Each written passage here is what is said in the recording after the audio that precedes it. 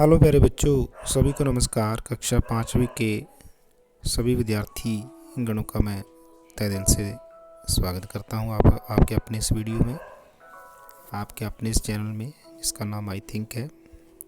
आपने video on की है आई थिंक के ऊपर और मैं आपका अध्यापक कश्मीर सिंह आपके सामने आपके लिए इस वीडियो को प्रस्तुत कर रहा हूं।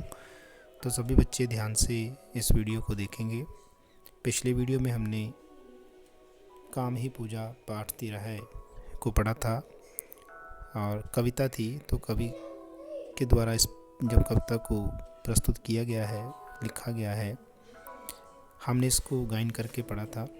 तो हमने देखा था कि बहुत सारे काम ऐसे हैं, बहुत सारे क्या सभी काम ऐसे होते हैं जिसके बगैर हमारा जीवन, हम उसकी कामना भी नहीं कर सकते।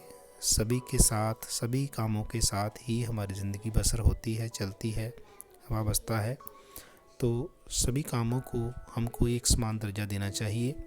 सभी जो काम हैं, सभी लोग जो काम करते हैं, जिस तरह से भी वो काम करते हैं, बेशक अपनी आय को कमाने के लिए, अपना पेट पालने के लिए, अपना जीवन बसर करने के लिए करते हैं, लेकिन उन कामों, उन व्यक्तियों के बगैर, उन प्रोफेशन जो काम है उनके बगैर हमारा जीवन भी संभव नहीं है।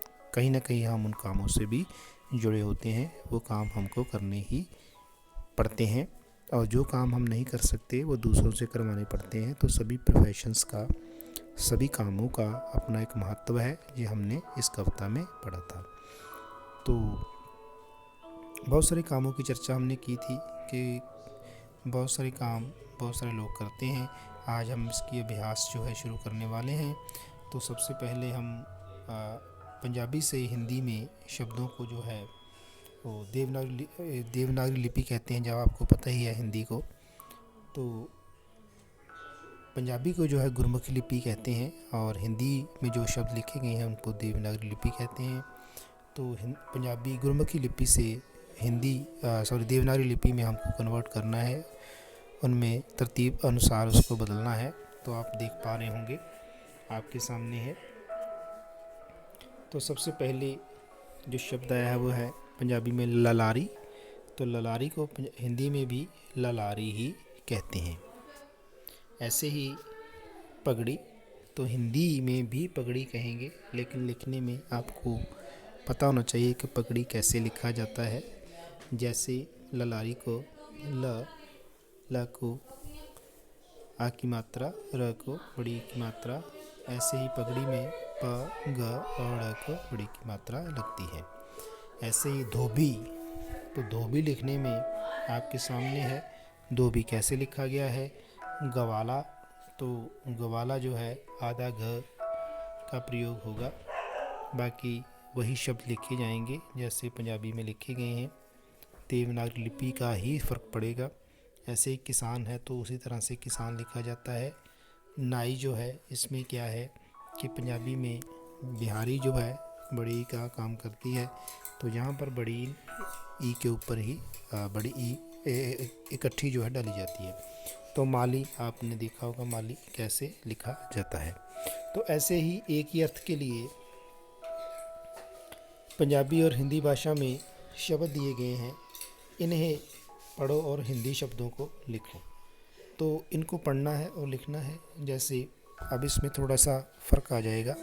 इसमें क्या है कि गुरमुखी लिपि में जिस शब्द को बोला जाता है वैसे ही हिंदी में उसको नहीं लिखा जा सकता। हिंदी में देवनागरी लिपि में लिखेंगे तो सही, लेकिन उनके बोलने का अंदाज़ और लिखने का अंदाज़ भी चेंज हो जाता है। तो जैसे पंजाबी की बात करें तो पंजाबी में हम कम कहते हैं और हिंदी में उसको बोला जाता है काम। ऐसे ही इज्जत, और ऐसे ही हिंदी में इज्जत को बोला जाता है सम्मान। तो ऐसे ही पंजाबी में कुम्हार और हिंदी में उसको बोला जाता है कुम्हार। ऐसे ही वट, जैसे हम कहते हैं कि हमारे कपड़ों के ऊपर वट पड़ गए हैं, पंजाबी में कहते हैं कपड़े उत्ते वट पै गए ने। इस तरह ही वैसे ही हम हिंदी में मिलावट बोलते हैं, सिलावट बोलते हैं, सिलवट बोलते हैं। तो सिलवट पड़ गई है। तो सिलवट बोलेंगे। ऐसे ही पंजाबी में चुन्नी और हिंदी में होती है चुनरी। कपड़ों को प्रेस करने के लिए पंजाबी में प्रेस ही बोलते हैं, लेकिन हिंदी में बोलते हैं उसको इस्त्री। ठीक है, तो अब आगे कुछ शब्द हैं जो आपको दिए गए हैं। इन शब्दों को आप ज़रूर लिखेंगे अपनी कॉपी के ऊपर सुंदर सुंदर करके।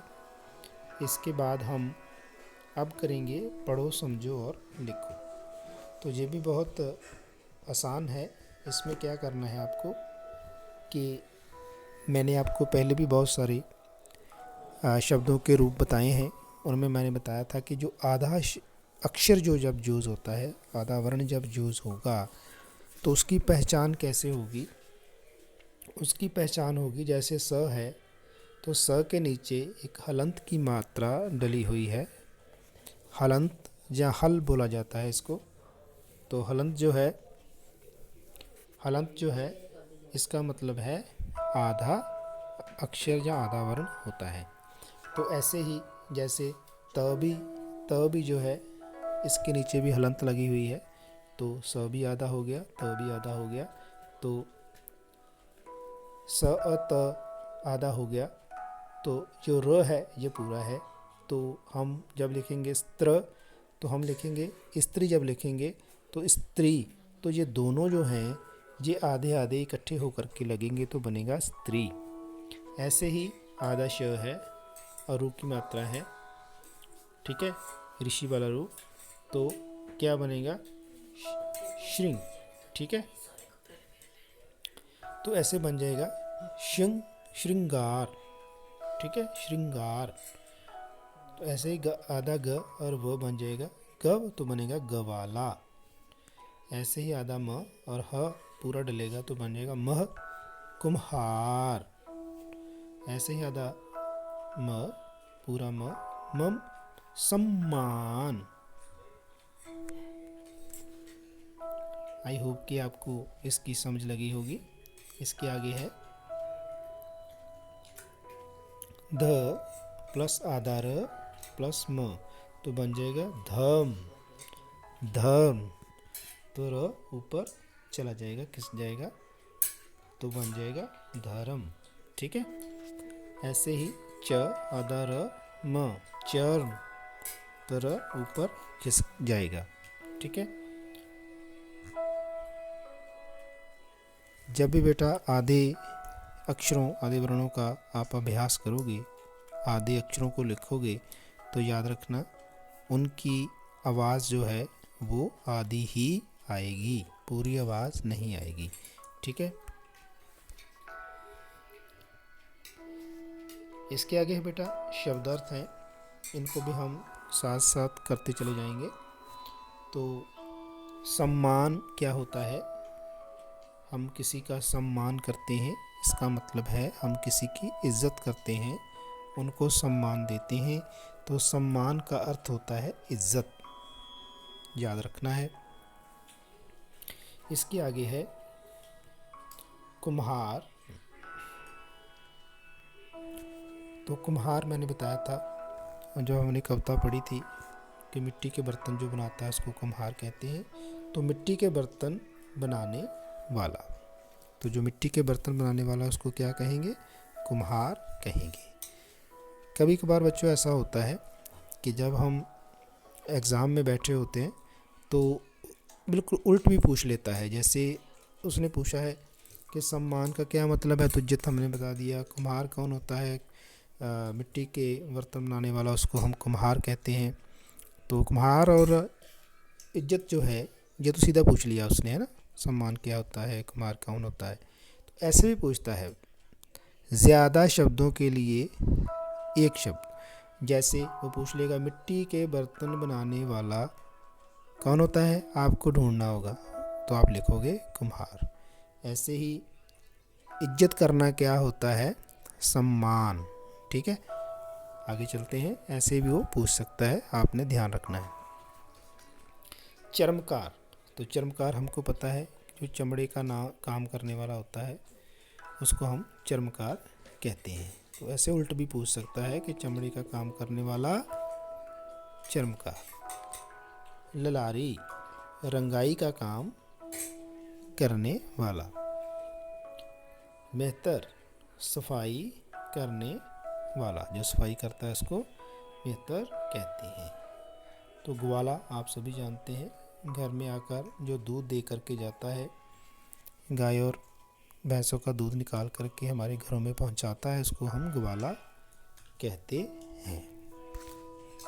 तो ये था बच्चों आज का काम। आज हमने आपको पृष्ठ नंबर 55 और 56 में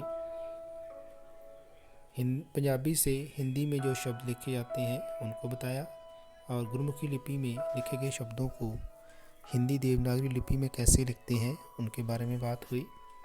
उसके बाद हमने आपको शब्द अर्थ करवाए, जिसमें हमने आपको बताया कि आपको एक शब्द के लिए उसका विस्तार पूछेंगे, मतलब पूछेंगे, अर्थ पूछेंगे, वो आपको बताना है। इसके उल्ट भी पूछ सकते हैं कि ज़्यादा शब्दों के लिए जब एक शब्द होगा तो आप कैसे उसका उत्तर दोगे।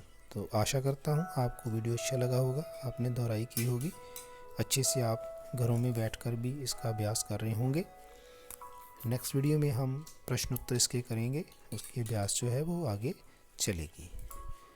आप सभी का बहुत बहुत धन्यवाद। सभी को नमस्कार।